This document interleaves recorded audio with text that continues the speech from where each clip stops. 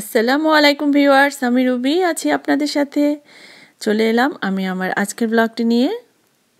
আমরা কয়েকজন ফ্রেন্ড মিলে গিয়েছি একটা রেস্টুরেন্টে, আর ওটার নাম হচ্ছে মেডিটেরেনিয়ান ক্রুজ ক্যাফে। আর বাচ্চাদের যেহেতু স্প্রিং ব্রেকের জন্য স্কুল বন্ধ, সেজন্য আমরা সবাই একসাথে লাঞ্চ করার প্ল্যান করলাম। আর এটা হচ্ছে বাফে, এখানে অনেক খাবার আছে, সবগুলো খাবারই হালাল, সেজন্য খাবারগুলো নিয়ে কোনো চিন্তা নেই। আর আমরা আজকে সবাই একসাথে অনেক এনজয় করব, অনেক মজার খাবার খাবো। আপনারা আমাদের সাথে থাকবেন, আশা করি আপনারাও এনজয় করবেন। প্রথমেই আমি রেস্টুরেন্টে ঢুকে গেলাম, আর ঢুকে আপনাদেরকে সব কিছু প্রথমে একটু দেখিয়ে দিচ্ছি, তাহলে আপনারা প্রথমেই আইডিয়াটা পেয়ে যাবেন যে রেস্টুরেন্টটা কীরকম আর খাবারগুলো কীরকম। চলুন তাহলে খাবারগুলো একটু দেখাই। এই যে এই সাইডে প্লেটগুলো সাজিয়ে রাখা হয়েছে সুন্দর করে। আর এই যে সালাদ বার একটা দেখতে পাচ্ছেন, এখানে সালাদ আছে, আর এদিকে আরও কয়েক রকম সালাদ আছে। যার যেরকম পছন্দ সে যেন পছন্দ করেই নিয়ে নিতে পারে। আর এদিকে আরও অনেক খাবারের সমারোহ, ফ্রুটস আছে অনেক রকম মিক্সড, যার যেরকম পছন্দ সে যেন তার পছন্দ মতো নিতে পারে, সেজন্য অনেক রকম ফ্রুট রাখা হয়েছে। এপাশে ব্রেড আর রুটি। তারপর এদিকে আস্তে আস্তে আগাবো আর আপনাদের খাবারগুলো একটু দেখাবো। আর এখানে আরও কিছু ব্রেড জাতীয় জিনিস আছে, আমি আসলে সবগুলোর অত নাম বলতে পারবো না, কিন্তু আপনাদের একটু দেখাচ্ছি খাবারগুলো কীরকম। এখানে দেখতে পাচ্ছেন শিক কাবাব, আর এদিকে রাইস প্লাস চিকেনটা কিন্তু আলু দিয়ে ঝোল করা, একদম বাঙালি স্টাইল, খুব মজার ছিল। ম্যাশ পটেটো,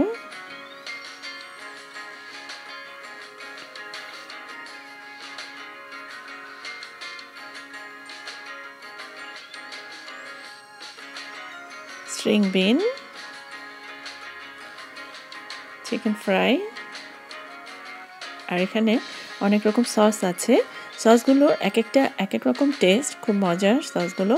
যখন খাবারের সাথে বা সালাদের সাথে সসগুলো খাওয়া হয় তখন কিন্তু আসলে খাবারটা আরও বেশি মজাদার লাগে।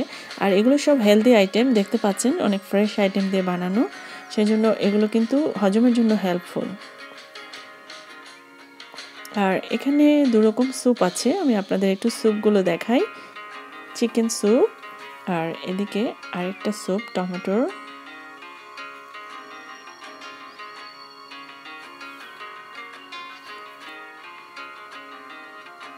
এখানে কিছু রোল আছে, রোলসগুলো খুব মজার। আর এদিকে পিৎজা আছে, বড় সাইজের পিৎজা, ছোট সাইজের পিৎজা। আর এখানে আরও কিছু মিষ্টি আইটেম আছে, যেগুলো যার যার পছন্দ মতো নিতে পারবে।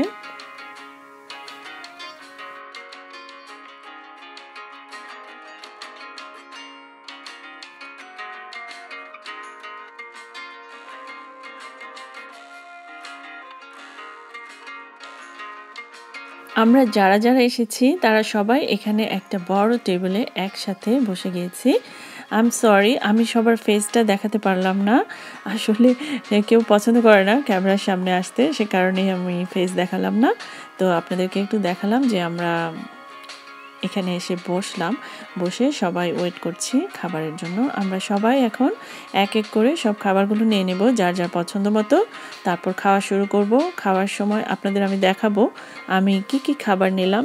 যদিও এটা যেহেতু বাফে, আজকে কিন্তু আমি একটু বেশিই খাবো। আমার খাবার দেখে কিন্তু কেউ ভয় পাবেন না। আমি আসলে যেহেতু আজকে লাঞ্চটা হেভি হবে, সেজন্য কিন্তু ব্রেকফাস্ট স্কিপ করেছি।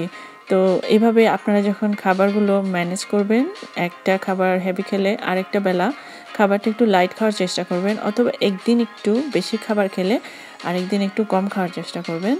আর হেলদি খাবার খাবেন অবশ্যই, একদম না খেয়ে থাকা যাবে না। যে খাবারগুলো খেলে শরীর ওজন বাড়বে না, বা ক্যালোরি বেশি হবে না, বা কোলেস্ট্রল বাড়বে না, সেই খাবারগুলো একটু বেশি করে খাবেন।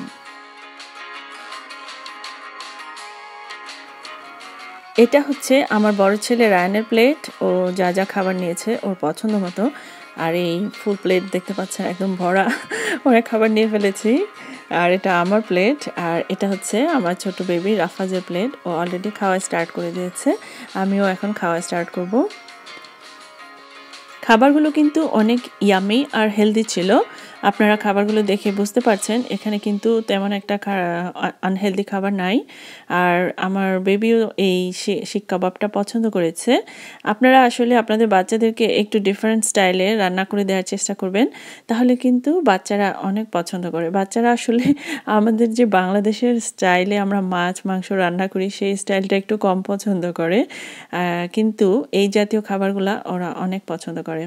আর খাবারের প্লেটটা সবসময় একটু ভাগ করে নেবেন, যেন ওখানে কার্বোহাইড্রেট, তারপর মিট, প্রোটিন আর ভেজিটেবল, ফ্রুটস এগুলো যেন পরিমাণটা কোনোটারই খুব বেশি বা কম না হয়ে যায়।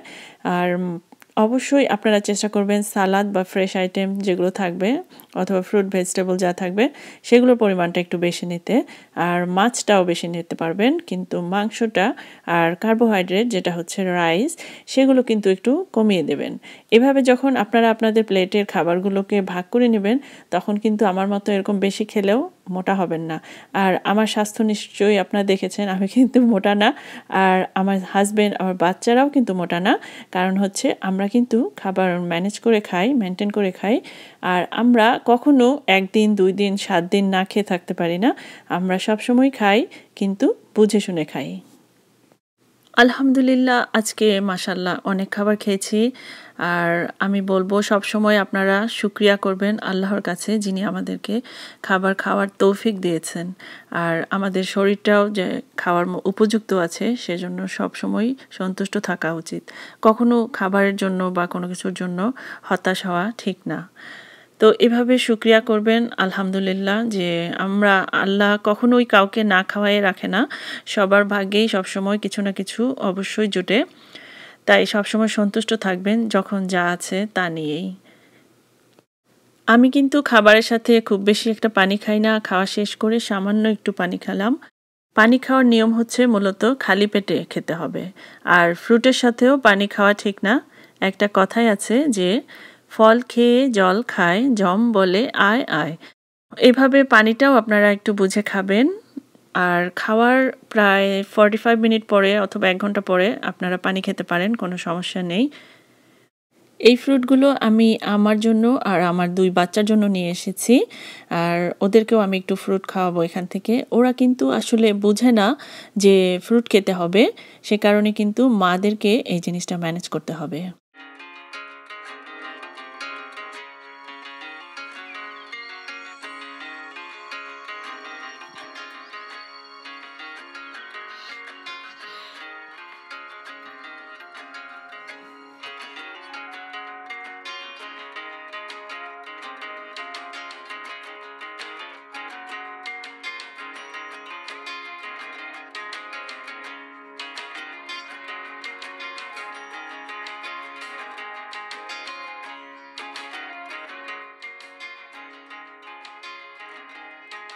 আলহামদুলিল্লাহ অনেক মজার খাবার খেয়েছি আর ভালো খেয়েছি। আর বাকি সবাইকে আমার পক্ষ থেকে অনেক ধন্যবাদ যারা আমার সাথে ছিলেন। আর আপনাদেরকেও অনেক ধন্যবাদ যারা আমার সাথে এতক্ষণ দেখলেন আমার ব্লগটি। আমি এখন আমাদের খাওয়া দাওয়া শেষ করে আমার এক ভাবি, সে তার কিছু জিনিস মেসেজে যাবে পিক আপ করতে, সেটা অনলাইনে অর্ডার করেছিলেন আর সেটা এখন পিক আপ করবেন। সেজন্য আমরা এখন ওখানে যাব, মেসেজে কিছু কেনাকাটা করব, ঘোরাঘুরি করব, তারপর আমরা বাসায় চলে যাব। তো আপনারা আমার সঙ্গেই থাকবেন আর আমার বাকি অংশটুকু দেখবেন। চলে এলাম মেসেজের সামনে। এখন মেসেজে ঢুকে আমরা সেই জিনিসগুলো পিক আপ করব, পিক আপ করে তারপর বাসায় চলে যাব। আর আশা করি আপনারা আমার ব্লগটি লাইক করবেন। যদি লাইক করেন তাহলে অবশ্যই একটি লাইক দেবেন আর আমার চ্যানেলটি সাবস্ক্রাইব করে রাখবেন। আর যারা এখনও সাবস্ক্রাইব করেনি তারা প্লিজ সাবস্ক্রাইব করে ফেলবেন আর পাশে থাকা বেল বাটনটিও প্রেস করে দেবেন। যারা অলরেডি সাবস্ক্রাইব করে ফেলেছেন তাদেরকে অসংখ্য ধন্যবাদ পাশে থাকার জন্য। তাহলে আজ আর নয়, এখানেই শেষ করছি। সবাই ভালো থাকবেন। আল্লাহ হাফেজ।